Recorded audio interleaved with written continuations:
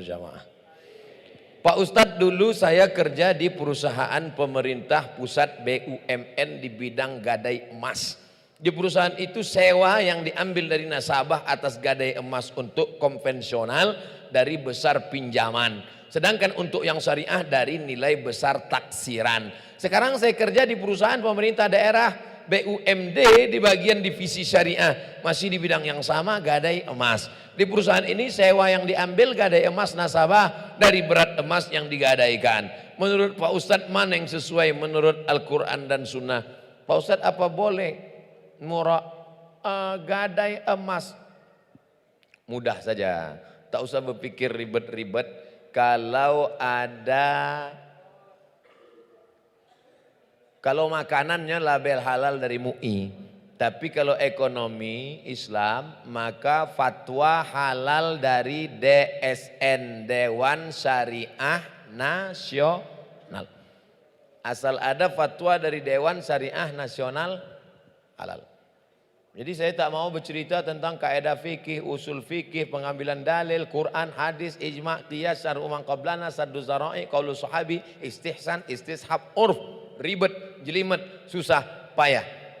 Asal ada fatwa dari Dewan Syariah, apakah itu bank syariah, apakah itu asuransi syariah, apakah pegadaian syariah, siapapun yang tengok mana fatwa dari DSN, Dewan Syariah Nasional. Di situ sudah duduk pakar-pakar dari Universitas Al-Azhar Kairo Mesir, dari Universitas Islam Madinah, dari Ummul Qura, dari UIN, duduk bersama. Tengok mana dia fatwa. Kalau belum ada, kumpulkan semua, serahkan ke DSN Jakarta, nanti keluar fatwanya. Itulah yang dijadikan sosialisasi untuk ke masyarakat. Silakan ke Pegadaian Syariah, ini dia fatwanya, disosialisasikan ke masyarakat, di-share di internet. Apa boleh murabahah, beli emas ditambah dengan margin kemudian bayarnya dicicil dengan jangka waktu, yang namanya cicilan tidak cash, tidak kontan, beras dengan beras, gandum dengan gandum, korma dengan korma, garam dengan garam, emas dengan emas, perak dengan perak. Kalau tidak cash maka haram. Kenapa jamaah Indonesia pergi ke Makkah boleh membeli rial dengan rupiah? Rupiah kan uang, rial kan uang, beli rial dengan rupiah. Kenapa halal? Karena cash. Yadan biadin, langsung cash. Iko $100, ambo balis 1.500.000 cash boleh. Tapi kalau tidak cash, maka yang namanya makanan pokok, emas, perak, gandum, maka masuk kategori riba. Bagaimana menurut Pak Ustadz tabungan emas? Kita nabung, kemudian buku tabungan langsung dikonversi menjadi berat emas. Saldo buku tabungan pun berupa berat emas. Bagus, karena dulu tidak ada duit kertas. Zaman Nabi yang ada piti duo, patamo dinar ameh, nang kedua dirham perak. Jadi sebenarnya kalau awak utang piutang, ambo pinjam kini piti bapak 10 juta, 1 gram ameh 500.000, maka 10 juta itu berarti 20 gram emas. Tahun 2030 nilai 10 jutaan kini tidak ada nilainya 2030 karena mengalami perubahan. Tapi kalau awak pakai ameh, tidak akan mengalami perubahan. Maka kalau utang piutang lebih bagus dihitung dengan emas. Jangan mau pakai piti. Kamu kalau ada orang minjam piti 100 juta dibayar 10 tahun, tidak mau pakai nilai rupiah. Karena nanti akan berubah. Nasi bungkui dulu 750 perak mas Wambo SMP. Kini adalah 15.000. Oleh sebab ada 6.000 bu ya, itu pakai kuah telur ayam. Nggak mau awak, rugi. Saya karyawan swasta, gajinya hanya UMR, upah minimum regional. Setiap gajian saya menyisihkan gaji saya untuk orang tua dan mertua saya. Apakah itu bisa disebut dengan sedekah? Allahu Akbar. gajinya cuma UMR, bara UMR kini sampai 2 juta. Tidak sampai, tapi nyo masih bisa menyisihkan untuk orang tua dan mertua.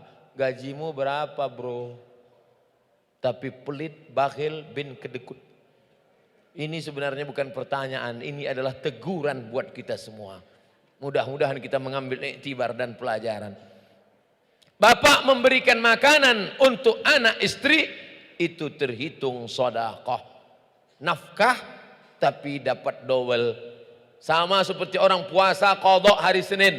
Puasa qadhanya lunas dan dapat pahala puasa hari Senin. Begitulah bapak memberikan nafkah untuk istri, nafkah untuk anak, maka bernilai sedekah. Apalagi memberikan orang tua. Mudah-mudahan rezekimu berkah wahai saudaraku. Amin. Tapi jangan gara-gara dia membayi nafkah ke istri ke anak. Engkau ndak ada ambo lihat tadi sedekah. Ambo anak bini lah cukup sedekah. Ndak, kita mesti banyak-banyak berbagi, bersedekah, dibalas Allah SWT. Seorang dari mereka, kok tiba-tiba ada seorang dari mereka? Ustadz, saya mau tanya, apa hukumnya sholat dengan duduk di atas kursi? Akan tetapi sujudnya hanya membungkukkan badan hingga bertemu antara paha dengan perut dan wajahnya tak sampai ke sajadah. Kok kursi? Jangan langsung duduk waktu di awal sholat. Kalau masih mampu tagak dulu. Allahu Akbar. Bismillahirrahmanirrahim. Alhamdulillahi Rabbil Alamin. Ar-Rahmanir-Rahim. Maliki yaumiddin. Iyyaka na'budu wa iyyaka nasta'in. Masih mampu tegak, berdiri saja. Ihdinas siratal mustaqim, siratal ladzina an'amta 'alaihim ghairil maghdubi 'alaihim waladdallin. Amin. Bismillahirrahmanirrahim. Yasin. Oh, panjang kok. Wal Qur'anil Hakim. Innaka laminal mursalin ala siratim mustaqim. Allahu Akbar. Ruku. Sami'allahu liman hamidah. Balakal hamd. Allahu Akbar. Orang nan sehat sujud, awak duduk. Nah, jadi jangan dari awal duduk. Pertama tu kalau sanggup tagak dulu. Allahu Akbar sujud, sujud. Nah, Subhanallah a'la bihamdi, Subhanallah a'la. Jadi tidak mesti kan yang awak menempel, kamar ditempelkan tidak ada. Tidak akan mencari tiang Allahu Akbar.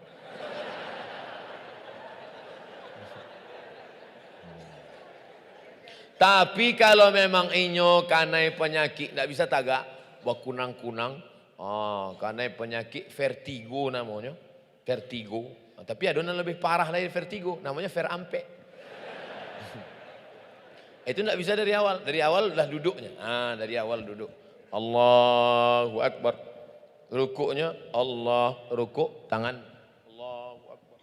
Sami'allahu liman hamidah. Jangan halangi orang tua, orang cacat, orang sakit ke masjid. Bapakmu, ibumu yang sakit, anta pak ke masjid. Di rumah saya lah. Dulu waktu sehat tidak mau ke masjid. Kalau sakit ke masjid lo. Inyo hatinya sampai, hatinya susah. Maka kalau dia dibawa ke masjid, hatinya lah lapang. Pokoknya ke masjid. Kalau di Mesir, di Kairo, di Mesir memang disediakan kursi sampai 3 soft. Kursi disediakan sampai 3 soft untuk orang-orang yang sakit, orang-orang tua. Kok orang tua dibiarkan di dalam kamar surang. Datang jin, datang hantu, matinya situ surang. Nah, kau bawa ke masjid. Masalahnya dulu pernah punya masa lalu dosa. Siapa yang tidak punya masa lalu? Mudah-mudahan Allah mengampuninya. Musuh di akhir hayatnya itu bawanya ke masjid. Apa hukumnya membatalkan sholat munfarid mengikuti sholat berjamaah? Misalnya saya sholat zuhur sendiri. Ketika sampai rakaat kedua datang beberapa orang. Awak ke masjid. sendiri. Allahu Akbar. Tiba-tiba datanglah musafir atau sekelompok orang, sembayang orang tu berjamaah. Kalau awak seorang, pahalanya 1. Kalau ikut orang banyak, 27 derajat. Maka awak boleh membatalkan iko. Tapi membatalkan solat tu hukumnya haram Pak Ustaz. Haram kalau tidak ada sebab. Tapi iko afdal. Tapi kalau menurut mazhab Syafi'i, nan seelok-eloknya, orang nan ramai itu nan ikut kasiko. Itu awak ramai, awak nan menjadi makmum di belakang. Dipukul bahunya untuk memberitahu bahwa awak menjadi makmum di belakang. Pukul bahu. Pukul bahu. Kalau awak dipukul bahu, karehkan suara. Allahu Akbar. Jangan pukul bahu lagi boleh tak? Tidak. Ada orang yang tidak paham bantu itu. Nah, kalau mazhab Syafi'i, maka orang yang datang belakangan itu nan jadi makmum di belakang. Nah, tapi kalau mazhab Hanafi, Maliki, Hambali, karena tidak boleh tak sama antara solat imam dengan makmum, maka inyo nan dapat surang, inyo ingin 20 derajat, inyo boleh membatalkan dan ikut. Makanya duduk salam, assalamualaikum warahmatullahi, assalamualaikum warahmatullahi, inyo ikut solat berjamaah. Salah seorang dari mereka iqamat solat, mendengar iqamat tersebut lalu saya membatalkan solat saya. La salata ba'dal mafruḍah. Tak ada solat sunat kalau sudah didirikan solat fardu. Masuk ke masjid solat qabliyah, masuk ke masjid solat tahiyatul masjid. Lalu kemudian qad qamatis salatu qad qamatis salat. Allahu akbar, Allahu akbar, la ilaha illallah. La salata, tidak ada salat sunat setelah didirikan. Idza uqimatis salah fala salata illal mafruḍah. Kalau sudah iqamat tidak boleh salat sunat kecuali salat fardu.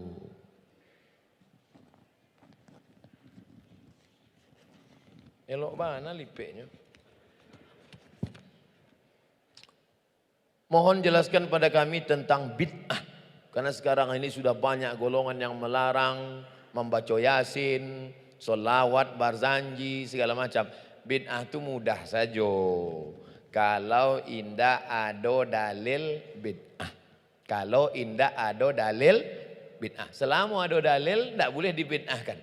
Kau nanti ditanyanya membaca Yasin. Yasin itu Quran apa Quran? Quran. Apa lu salah baca Yasin? Iqra'ul Quran, baca Al-Quran. Fa innahu ya'ti yaumal qiyamah. Quran akan datang pada hari kiamat. Syafi'an li ashabi, memberikan syafaat kepada orang yang membacanya. Baca Yasin tidak salah, tapi semua hidup membaca Yasin masalah. Karena Allah menurunkan surat-surat yang lain. Baca Yasin tak salah. Manga Yasin saya nanti baca, surat lain manga tidak. Apa kelebihan surat Yasin? La tuqra'u fi amrin asirin illa yassarahu Allah. Kalau dibacakan pada perkara yang sulit, maka Allah memudahkan. Begitu kata Imam Abul Fida Ismail Ibnu Katsir dalam kitab tafsir Al-Quranil Azim. Tengok muqaddimah surat Yasin. Intinya selama ada dalilnya tidak boleh awak membid'ahkan orang.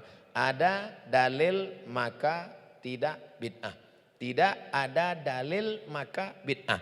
Dalil itu Quran, hadis, ijma', qiyas, sar'u man qablana, saddu zara'i, qaul sahabi, istihsan, istisab, urf. Hadis, ada hadis qauli, ada hadis fi'li, ada hadis taqriri.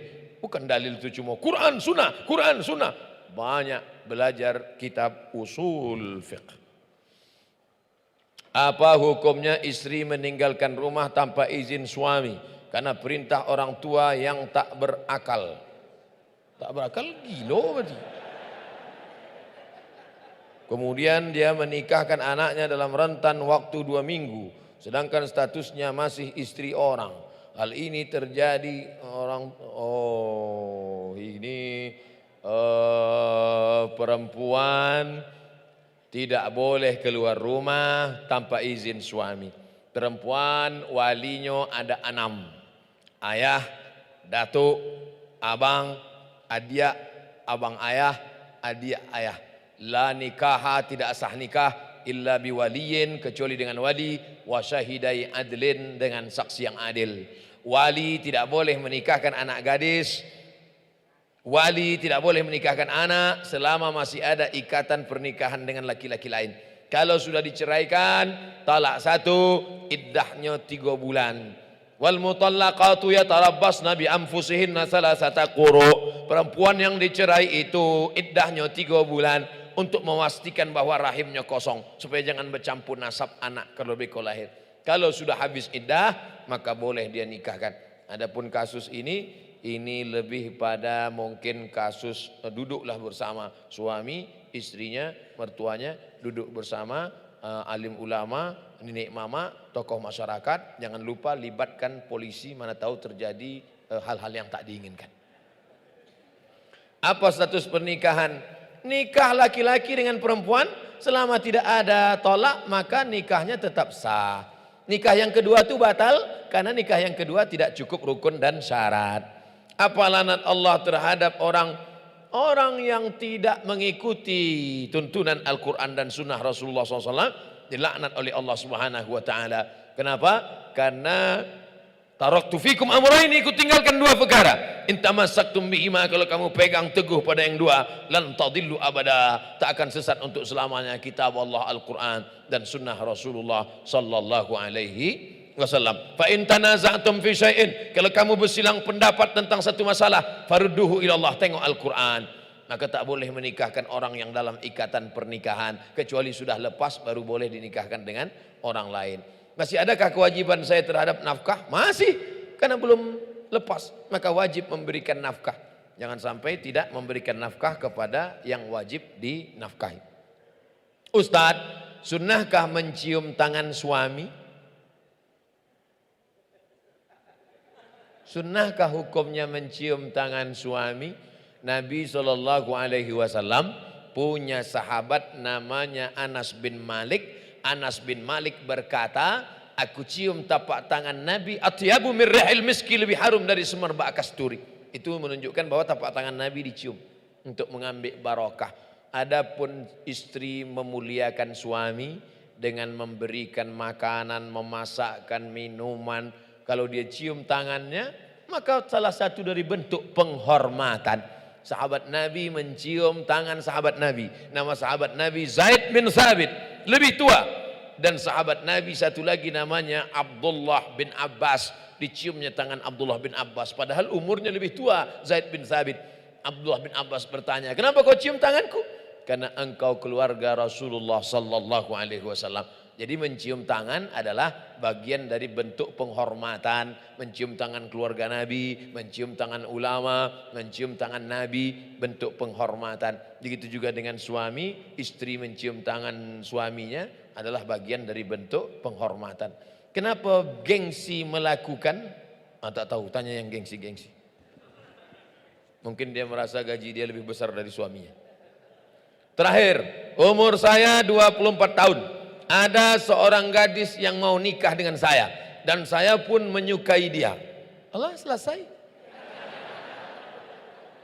Tapi saya ragu untuk menikah saat ini karena saya belum ada pekerjaan. Man istata'a minkumul ba'ata falyatazawwaj. Siapa di antara kamu, hai anak-anak muda, ya ma'syaras syabab, wahai anak-anak muda, man istata'a minkumul ba'ah, siapa di antara kamu yang sudah sanggup ba'ah. Dalam hadis itu disebut man istata'a minkumul ba'ah, siapa yang sudah sanggup untuk menikah, falyatazawwaj, menikahlah, fa innahu aghaddu lil basar, karena nikah itu menundukkan pandangan. Wa ahsanu lil farji, menjaga kemaluan. Faman lam yastati, ini dia. Faman lam yastati, siapa yang tak mampu, fa alaihi bisawm, hendaklah banyak-banyak puasa sunat. Fa innahu lahu wija, banyak-banyak puasa sunat itu obat. Karena nafsunya ada tapi tenaga ndak ada. Oh, itu rancak ndak nampak boleh ya. Kalam saya dunia kau nampak. Tadi ambo sebelum ke Siko, ambo sampaikan ke Ketua Umum Yayasan Bukit Tinggi Madani Berbagi tadi sebelum ke Siko, supaya Ketua Umum, ambo sampaikan tadi, Ketua Umum tolong dibuat nikah masal. Setuju? Nikah masal, nanti biayanya kan ditanggung oleh Bukit Tinggi Madani berbagi, urusan KUA, urusan ini mudahkan nikah masal. Tinggal lagi masalah urusan mahar, supaya kita minta ibu-ibu ini menurunkan harga mahar. Setuju? Jangan sampai anak-anak muda beko membuat baleho, turunkan harga mahar, turunkan harga mahar. Nah, kalau bisalah harga mahar turun, aku nikahkan engkau dengan anakku dengan mengajarkan surat Ar-Rahman tunai. Kan mantap. Jangan surat Ar-Rahman banyak bana bu ya, Al-Ikhlas lah. Nah, itulah turun harga mahar, nikah pula ditanggung Bukit Tinggi Madani, kulhu pula. Nah, mudah-mudahan dimudahkan Allah segala urusan pernikahan, urusan anak, urusan keluarga. Amin. Ya Rabbal Alamin. Saya ingin menanyakan, apa hukumnya nikah beda agama? Nikah beda agama zina. Laki-laki yang binimu beda agama zina. Kalau sampai engkau muslimah gara-gara menikah sama beda agama lalu kau murtad, maka neraka jahanam tempatmu. Oleh sebab itu muslimah baliklah, taubat, masuk balik ke dalam syahadat asyhadu an la ilaha illallah. Kau nikah sama dia berapa tahun? Dia udah tua pula. Mati cepat, habis itu kau jadi janda. Ya iya, tapi kaya Pak Ustadz. Iya kalau kau hidup, kalau kau ikut mati juga. Hidup ini singkat saudaraku. Tonton, subscribe, like and share. Bagaimana hukumnya petugas amil zakat selalu menunda pembagian zakat mal? Bolehkah zakat mal digunakan untuk keperluan ini dua pertanyaan ini. Zakat dikumpulkan, diserahkan ke Basnas, Badan Amil Zakat Nasional. Basnas akan membagikannya habis, dibagikan habis. Kalau zakat fitrah memang tak boleh ditahan sama sekali, bagi habis. Malam Idul Fitri tak ada lagi. Makanya pagi Idul Fitri tak ada pengurus. Jamaah sekalian, zakat fitrah kita tahun ini terkumpul 10 ton dan alhamdulillah masjid masih nyimpan 5 ton lagi. Lu kok bisa disimpan? Itu harus habis Pak pengurus. Kalau sampai khatib naik mimbar, zakat fitrah belum dibagikan, fa innaha shadaqatun minas shadaqat, maka dia tidak lagi dianggap zakat fitrah, hanya sedekah biasa saja. Habis. Adapun zakat mal, maka berijtihadlah mereka. Ini tukang jual goreng pisang, dipikul keliling kota, maka belikan dia gerobak, bayarkan. Ini di rumahnya buruh cuci, pergi ke rumah-rumah orang kaya mencuci, maka belikan dia mesin cuci 5 juta, setrika, supaya dia bisa buka laundry kecil-kecilan, supaya zakat itu produktif. Jangan kasih ikan tapi kasih pancing. 2. Bolehkah zakat itu untuk keperluan masjid? Ini kejadiannya 6 tahun yang lalu di Pekanbaru. Waktu itu video belum viral. Assalamualaikum Ustaz Somad. Waalaikumsalam. Saya mau sedekah 100 juta zakat untuk masjid. Tapi kata Ustadz tidak boleh zakat untuk masjid. Bisa Ustadz tolong selesaikan masalah ini? Sebentar Pak Haji, saya buatkan makalahnya. Saya tulislah makalah. Sepakat 4 mazhab Hanafi, Maliki, Syafi'i, Hambali bahwa zakat tidak boleh untuk masjid. Tapi menurut Imam Fakhruddin Ar-Razi dalam kitab Mafatihul Ghaib Tafsir Al-Kabir, dikutip oleh Syekh Atiyah Saqar dalam kitab Fatawa Al-Azhar, bahwa makna fi sabilillah semua jalan mengagungkan agama Allah. Andai masjid kita ini di seberang kampung, antara kampung dan masjid ada sungai, tiba-tiba jembatannya roboh, maka zakat boleh dibuat untuk jembatan, karena jembatan itu juga masuk asnaf fi sabilillah. Itulah mengapa orang Malaysia kuliah di Al-Azhar Kairo dibiayai 1 tahun 6.000 ringgit dari zakat. Asnafnya mana? Asnaf fi sabilillah. Jadi saya pakai pendapat Imam Fakhruddin Ar-Razi, boleh untuk masjid, tapi kalau nanti ada ustadz yang berpendapat tidak boleh, berarti dia pakai pendapat mazhab imam yang tadi. Jangan salahkan dia, jangan salahkan saya. Saya pakai pendapat Imam Fakhruddin Ar-Razi. Tapi jangan gara-gara zakat untuk masjid sampai fakir miskin tak dapat. Nanti fakir miskin nyumpah saya, mati tegak saya. Apa hukumnya pengurus masjid tidak segera membelanjakan uang infak sodakoh untuk keperluan masjid? Ini bertanya penyindir.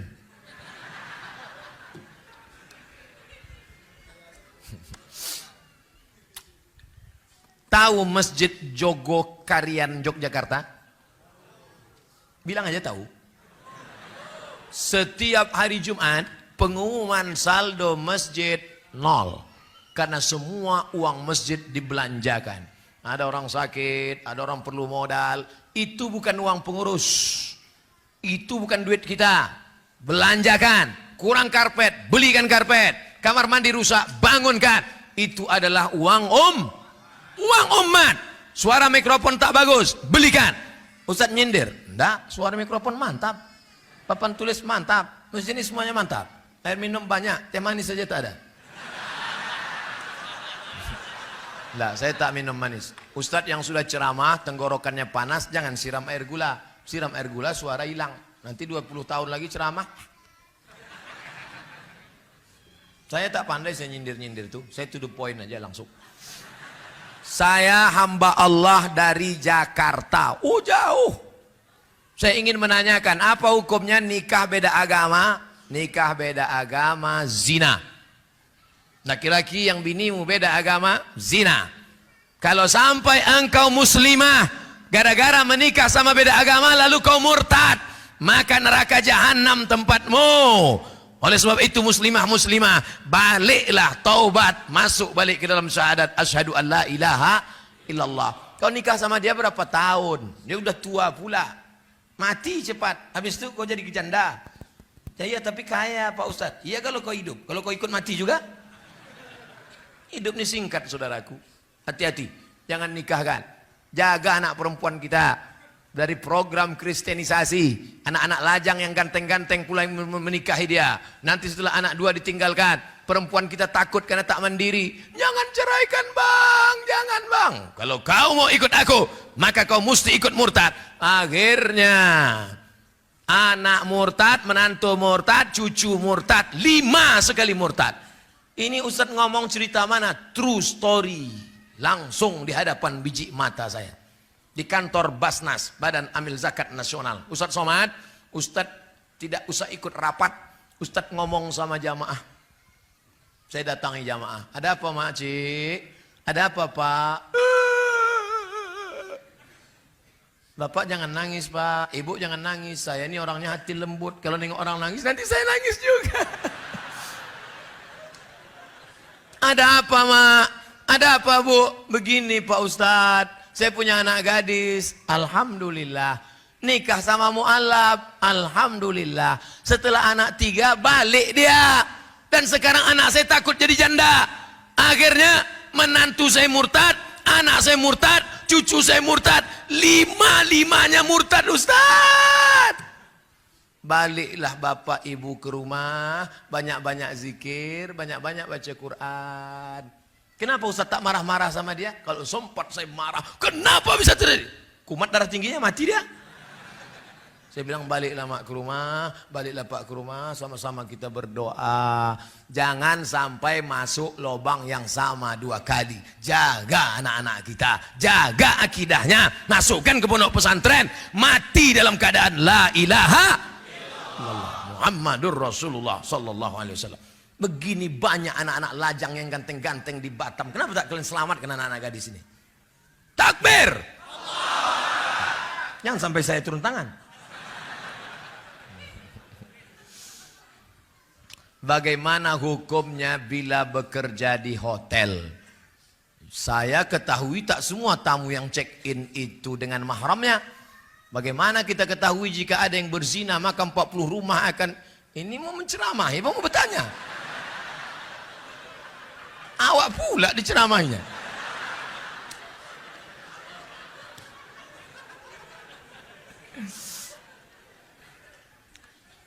Famanittaqas syubhat faqad istabra'a lidinihi wa 'irdihi. Ini hutan lindung. Di hutan lindung ini haram mengembalakan kambing. Forbidden. Tak boleh.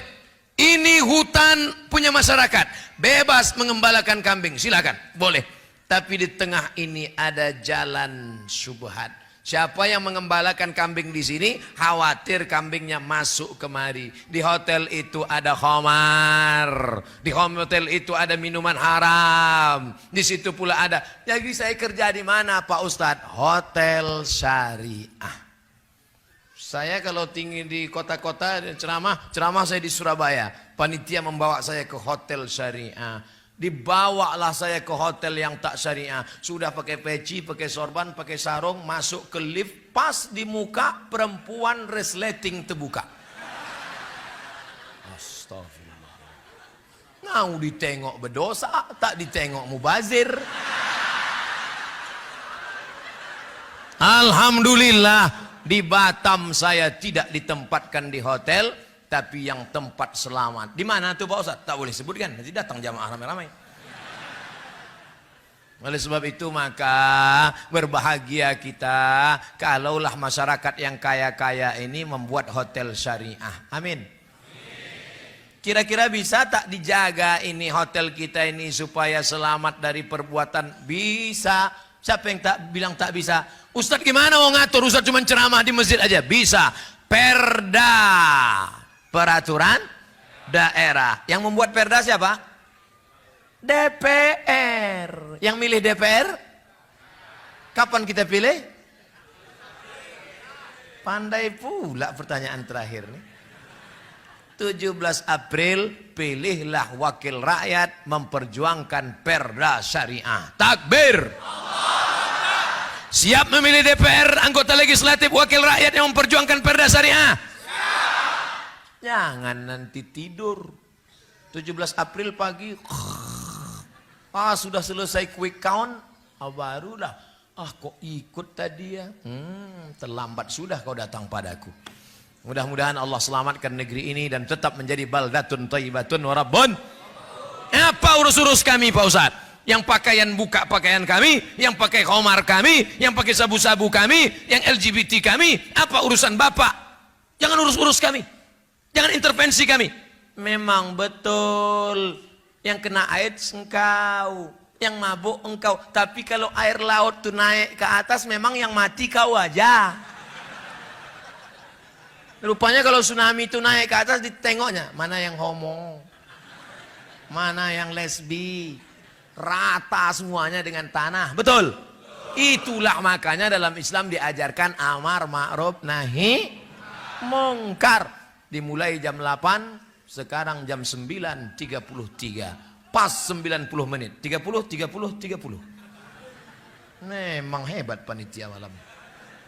Ala hadhihi niyah wa kulli niyatin salihah. Al-Fatihah. A'udzu billahi minasyaitonir rajim. Bismillahirrahmanirrahim. Alhamdulillahirabbil alamin. Arrahmanir rahim. Maliki yaumiddin. Iyyaka na'budu wa iyyaka nasta'in. Ihdinas siratal mustaqim, siratal ladzina an'amta 'alaihim ghairil maghdubi 'alaihim waladdallin.